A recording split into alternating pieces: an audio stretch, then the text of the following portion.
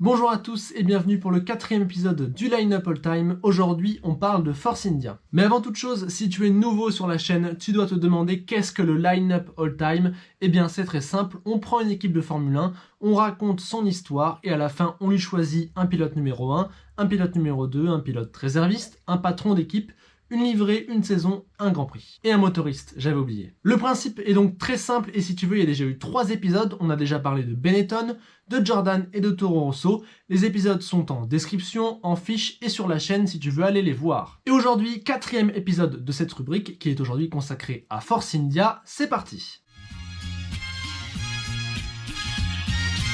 Tout commence en 2005 où la légendaire écurie Jordan arrive en fin de cycle. Depuis quelques années, ses résultats stagnent, mais désormais elle connaît des soucis financiers. Pour pallier à cette situation, son patron, Eddie Jordan, met en vente l'équipe. Et c'est Alex Schneider qui va remporter l'affaire pour près de 25 millions d'euros. Le Russe avait déjà tenté d'acheter Jaguar, et là il saisit sa chance pour créer l'écurie Midland, du nom du groupe de vente d'acier dont il est propriétaire. Mais là vous vous dites Midland c'est pas Force India, et vous avez totalement raison, mais attendez, on est qu'au début. Sur la piste, la saison 2006 de Midland est une catastrophe. Les pilotes Thiago Montero et Christian Albers se battent comme ils peuvent, mais abandonnent souvent, et il y a même une fois où la voiture est déclarée non conforme. Midland termine dernier avec 0 points et Schneider met déjà tout en vente. C'est là qu'apparaît une personne importante, Michel Moll. Cet entrepreneur néerlandais soutient Christian Albers, le pilote Midland, et rachète une partie de l'équipe. L'autre partie est reprise par la marque automobile Spyker pour créer Spyker F1 Team, mais rebelote sur la piste ça ne donne rien avec seulement un petit point marqué. La structure cherche déjà un repreneur après seulement une saison. Après Jordan, Midland et Spyker, voici enfin le moment venu pour Force India. Les enchères pour Spyker sont gagnées par le groupe Orange India Holdings, détenu à 50% par Michel Moll et à 50% par Vijay Mallya, une grande fortune indienne. Grâce à lui, l'équipe est renommée Force India et le principal sponsor est sa compagnie aérienne Kingfisher Airlines.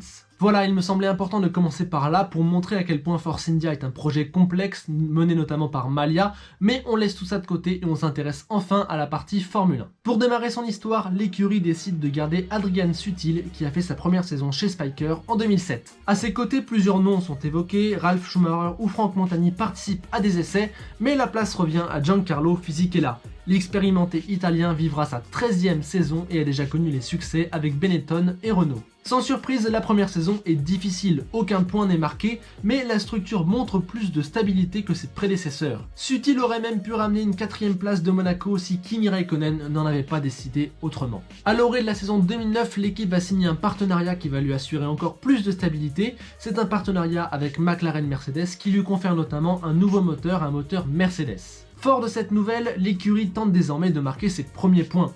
Sutil sera tout proche à 2 reprises. En Chine, il est 6e avant de se mettre dans le mur, et en Allemagne, il est bien placé avant que sa route ne croise encore celle de Räikkönen. Bref, c'est toujours vierge de points que Force India se présente en Belgique pour le 30e Grand Prix de son histoire. Et là, c'est la surprise générale. Sans qu'on sache vraiment pourquoi ou comment, la voiture est ultra compétitive. Le samedi en qualification, Fisichella signe la pole. Une performance absolument sensationnelle pour une écurie du calibre de Force India, et le tout est embelli par la 2e place en course de l'italien le lendemain. Il aurait même pu gagner, il a fait tout le Grand Prix dans les roues du vainqueur. Un exploit considérable pour Force India et pour Fisichella, qui signe le 19e et dernier Grand Prix de sa carrière. Il s'offrira un dernier cadeau puisqu'à partir du Grand Prix suivant, il signera chez Ferrari afin de remplacer Massa blessé. Pour pallier à ce départ, Force India engage son 3e pilote, son pilote de réserve Vitantonio Liuzzi, et la saison se termine par un coup d'éclat puisque Sutil finit 2e en Italie après s'être qualifié 2e. Pour 2010, on choisit la stabilité en conservant Sutil et Liuzzi.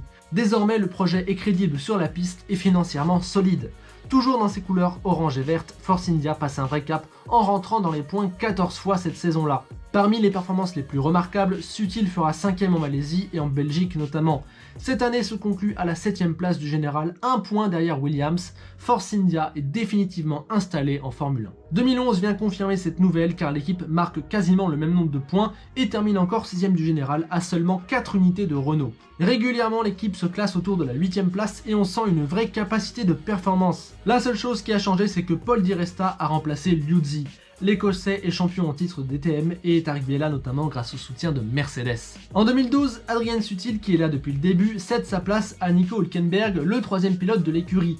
L'Allemand avait couru une saison avec Sauber en 2010 et entend bien confirmer sa bonne réputation. Au début de la saison, c'est Di Resta qui marque de gros points avec notamment une 6ème place à Bahreïn.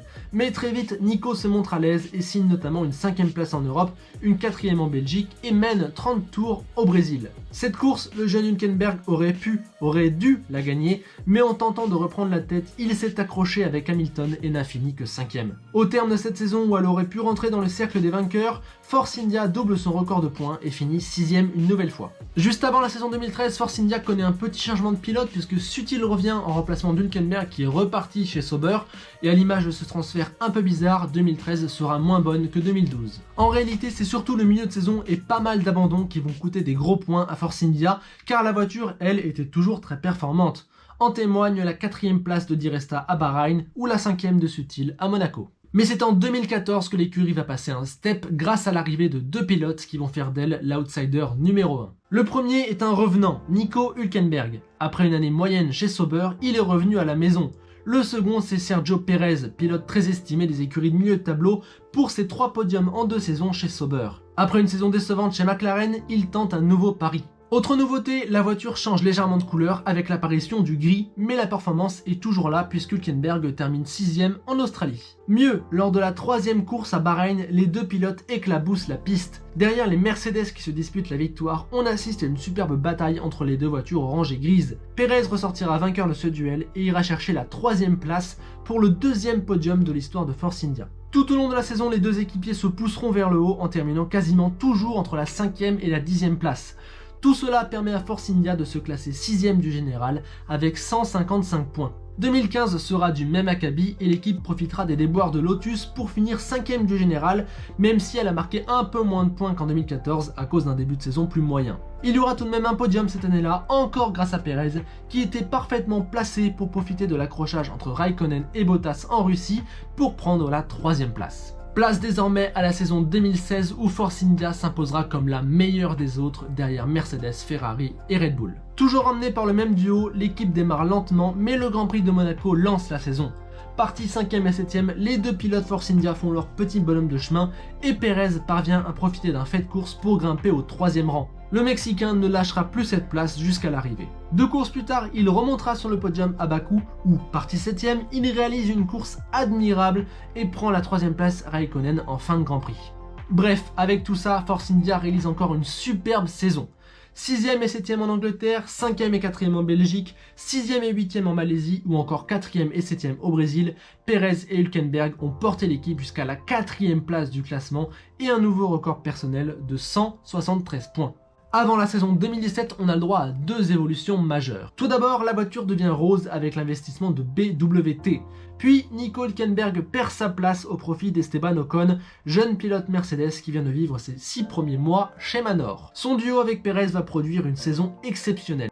C'est bien simple, à part à Monaco où lors de 3 abandons mécaniques, ils ont toujours terminé dans le top 10. Cette régularité absolument incroyable place encore Force India à la 4ème place du classement avec un nouveau record personnel à 187 points. Mais attention, la belle montée de Force India va se fissurer de toutes parts en 2018. Déjà, le début de saison sera carrément moins bon. Lors des 3 premières courses, seule la 10ème place d'Ocon à Bahreïn apporte un point. Ensuite, il y a ce Grand Prix de Bakou complètement fou qui fait office de réconfort. Malheureusement pour Ocon, il sera très court, mais Pérez lui va profiter de l'accrochage des Red Bull, du raté de Vettel et de la crevaison de Bottas pour se glisser derrière Hamilton et Raikkonen et prendre une nouvelle 3ème place. Par la suite, Force India retrouvera son rôle de 4ème force du plateau en faisant des apparitions régulières dans le top 10. Mais pendant la pause d'été, une information tombe, l'équipe Force India est placée en redressement judiciaire. Les liquidités se font de plus en plus rares et son propriétaire Vijay Mallya est inculpé pour fraude et blanchiment d'argent. Face à ça, une seule solution, vendre l'équipe. À partir de là, tout va aller très vite puisqu'un groupe de financiers va racheter l'affaire avant le Grand Prix de Belgique en pleine saison. Dans ce groupe de racheteurs, on retrouve Lawrence Stroll, le papa de Lance Stroll. Mécontent des performances de Williams, il rachète Force India pour permettre à son fils d'avoir un volant plus compétitif. Il renomme l'écurie Racing Point Force India et en fin de saison, il prendra le pouvoir à 100%, l'équipe deviendra seulement Racing Point. C'est donc une fin brutale pour Force India, dommage car les performances, elles, étaient toujours là.